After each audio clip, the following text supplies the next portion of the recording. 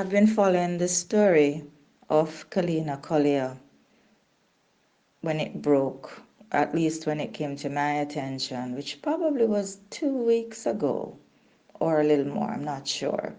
But there was a very sassy content creator who was leading the charge about this young lady's alleged kidnapping and being human trafficked in Jamaica. And I took a glance at it and I was like, okay, all right, another one of those, moving right along. Didn't even follow through with watching the video. Just kind of batted it off until it became obvious that there was something to this story. Now, I'm sure I came in on the tail end because by the time I got the full wind of what was going on, she was either close to being returned home or she had just left. However, as I watched all the different channels and listened to all the views, listened to our Minister of Tourism, the Honorable Edmund Bartlett, and to our Minister of Foreign Affairs and Trade, I tried to form my opinion. Of course, there are positions that I hold that are very, very to the point, but I wanted to get the full picture. And I even weighed all the way through until today, it's so many days later, whether there was value in commenting. I'm in the travel business. I ensure that my clients who trust me for planning their holidays get exactly what they require and a little more, a tips of something special. And so as I listened and as I watched and I followed, I wasn't sure if there was even any value in adding a comment to my channel. But this morning, somehow it just clicked and I decided, yes, it should happen because it is very important that in this space, and being Jamaican, servicing a lot of travelers throughout North America and reaching across the globe, I needed to weigh in on this issue personally. Now, I'm going to start with a presentation that I rather enjoyed. I like this reporter. She's a very solid woman. Her reputation goes ahead of her. She is not only a reporter who is very starred, but she is the president of the Montego Bay Chamber of Commerce. I'm also a chamber member of the St. Anne Chamber of Commerce, being a business owner operator in the area. And so I understand the strength of her views. And so as a Gleaner reporter, she did an excellent piece. And I just wanted to watch it because it speaks to several different things. But the most important thing I want you to pull from it is the fact that we do have some very strict requirements in Jamaica for personal safety and privacy. And yeah, there was something else that I wanted to say, and I'm not sure if I'm even going to say it, simply because I do not want to bring down the quality of my channel. But go ahead, watch now. Getting ready to visit the room that Kalina Collier was staying in at the Ocean Coral Spring Hotel in Trelawney. So I'm making sure that I put on my PPE owing to the fact that she had COVID and she just checked out of the room. Collier said that there were 3 cameras in her room, so I'm going to check this out. She checked out of the hotel today, so I'm making sure that if there were cameras in her room, then I'll give you a view of that. Collier was staying in room 1123, one of 5 rooms at the hotel, which is used specifically to quarantine or isolate people who have tested positive for the COVID-19 virus. Now, she was staying in this room for 14 days. I want to give you a look what the room looks like really. She just checked out, so the room is not yet clean, but she said there were cameras in this room, so I'm checking to see if there are cameras. There's a flashing light right here, which is a motion sensor. I believe that Collier may have thought that this was a camera, but that's a motion sensor that is used. Once you're in the room, it cools the room. This is the bedroom that she was in.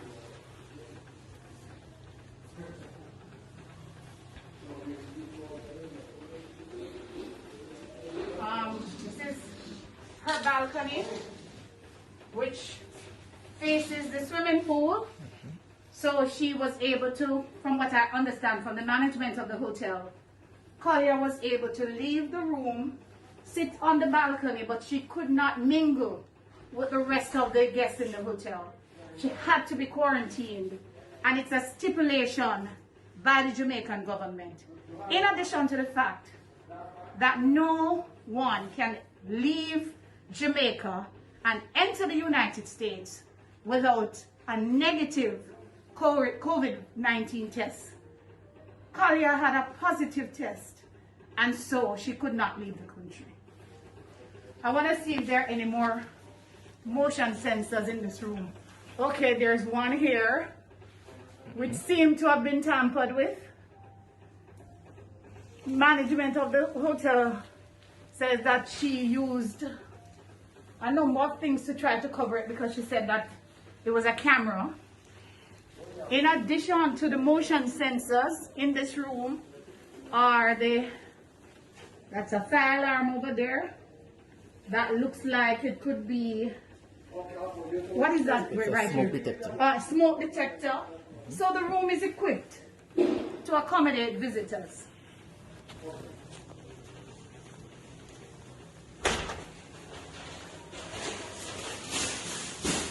Closet area, bathroom area, and another, oh, there goes another motion sensor, in the bathroom. So I believe that when Collier went online the first time, what she saw were these motion sensors.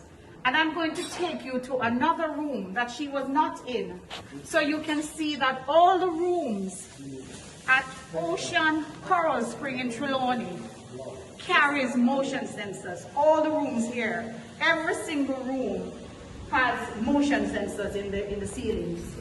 And that's specifically to ensure that the air conditioner works with your body. If you're not in the room, then the sensor is not on, so they're able to conserve on electricity. Come with me to this room. This is another room, 1121, next door to where Collier was. This room is not occupied, but as soon as you get in, here is another motion sensor in this room, another one in this bathroom. Here's the other motion sensor. And if you look in this room, you'll see that this is a totally different room than the one that Collier was in. And this room also has 3 motion sensors. So there are no cameras in the rooms at Ocean Coral Spring.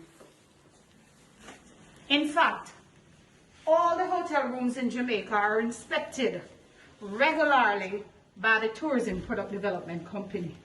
Their role really is to ensure that nothing like that happens in the country. So any hotel that would want to put cameras in the rooms, that hotel would immediately lose their license. Now, if there's nothing I get to comment on, I must comment on the bit that speaks of the motion sensors. that young Collier thought were cameras. And I find it hysterical. I pity her because now that I've discovered that she's 22 years old, and even though she has traveled out of the country as a stewardess with JetBlue Airlines, I am made to realize that the poor little thing was very uncultured because ignorance is bliss, but boy, when you open your mouth, you show how stupid you are. Because if you don't know a motion sensor, you can call it anything. And the truth is, with her limited experience in the technology available in modern hotels, how could she know what it was? And at the same time, why would she call it what she imagined it could be? Ignorance really is bliss, but when you fool and you open your mouth, you convince the world that you really, really are. So for me, it's a bit comedic, Michael, nothing no funny about it, but I find it just shows how limited her experience is. And I remember as a 22-year-old working in the hospitality industry. And this was back in the 90s. So I've been around the block a few times and I have seen evolution of the product and all of this and the standards, and one of the things that fascinates me even now is everything sensor related. You open the balcony door of recently refurbished or built hotels and the AC goes off. It is just a wonderful um, electricity conservation strategy. There's so many things there's these sensor lights. I remember the first time I went into the restroom at Grand Bahia Principe, the place was in darkness and I was like, oh, this is unacceptable. But as I ventured in, the lights came on and I was like, oh my God, if I wasn't brave enough to go into a dark bathroom, I would not know that there are motion sensors that allow my body temperature to cause the lights to go on. And when there is no reason for the lights to be on, they go off. Think about how much money is saved when these lights stay off as nobody goes into the bathroom for minutes at a time. Yeah, so now that everybody has kind of jumped on the bandwagon and throwing virtual claps at her, I am now able to say, poor thing, oh God, with your limited exposure to life, you made a proper fool of yourself, and you blight your future. You messed up a career. You made yourself known worldwide for stupidity. And there's some things that when you put it out there, you just can't get it back. I really do pity this young lady. Now I know that Ocean Coral Spring would have attempted damage control, but from my humble position where I sit in the tourism area, I can just tell you that no news is good news, but fake news that lands your property on the international stage that causes the viewership to go through the roof, to have search engines buzzing with your name, to now be one of the most searched hotels in Jamaica. That can't be bad. And I'm going to be very honest with you. I have had my encounter with Ocean Coral Spring. I thought of visiting. As a matter of fact, all the way in July, there was a travel agent promotion, and for a reason that I discussed with them recently, I was not intending to take up.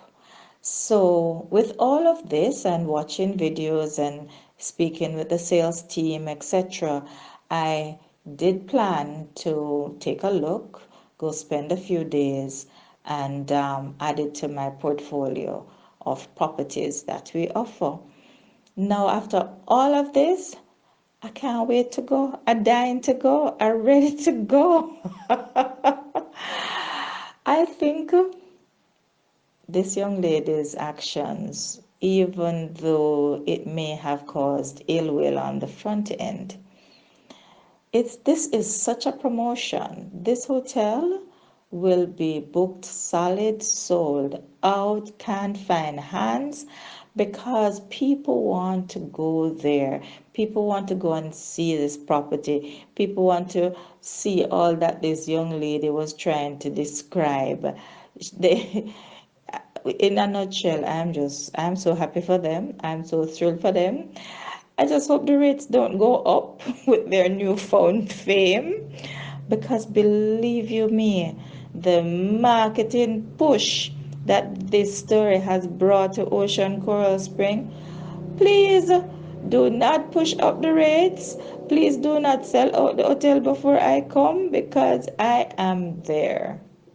I must hasten to say, though, that the point where the information came out that death threats had started going to Ministry of Tourism official Delano Steve Wright really shifted my attention.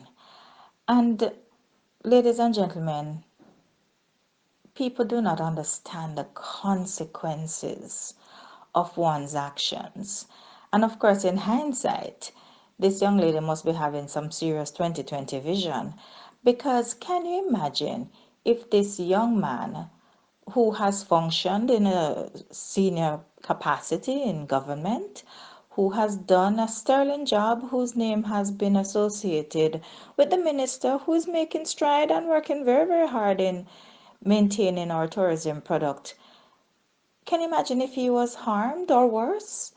You know, it just baffles my mind. It really, really does. And so, there are just so many facets to it, and we could dissect this story all over the place.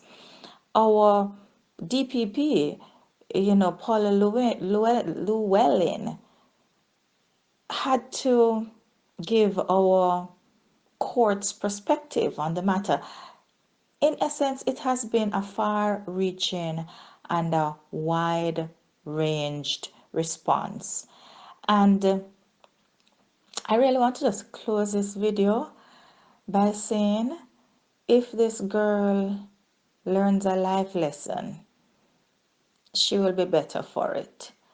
I hope that stupidity has now gone through the window. I hope that she will turn not just a page or a corner, but she will turn our entire life into something positive.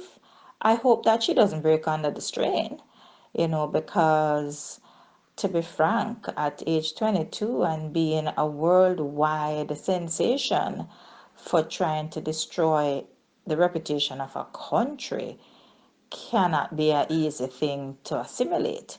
So I hope she does not take it to heart in terms of her mental state, but I hope that this will be a learning experience for both mother and daughter because I will not even spend time talking about the mother and the mother's responses and how people now have her in scant regard.